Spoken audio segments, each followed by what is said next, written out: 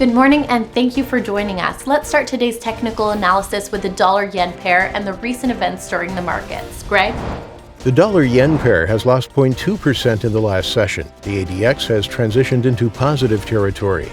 Bitcoin has fallen 0.7% in the last 3 sessions. The CCI has transitioned sharply into the positive area.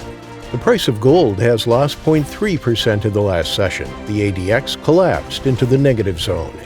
The price of crude oil has lost 7.8% in the last 2 sessions. The ultimate oscillator has sunk into oversold territory. Thank you.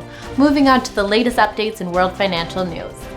U.S. energy firms this week added oil and natural gas rigs for a 3rd week in a row for the first time since October 2018. British Prime Minister Johnson and the head of the EU's executive agreed on a phone call to step up Brexit talks to close significant gaps, barring a new trade partnership.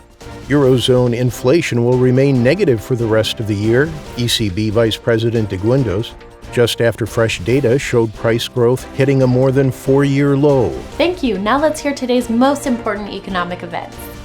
Japanese services PMI will be released at 0:30 GMT. The Australian NAB business confidence at 0:30 GMT. The Eurozone Centix investor confidence at 8:30 GMT.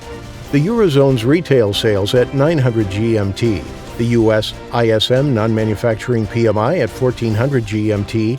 And the U.S. 6-month bill auction at 1530 GMT. We hope that you've enjoyed today's market outlook. On behalf of all of us here, we wish you a productive trading day. Be sure to join our next review for the latest news and events from the financial markets.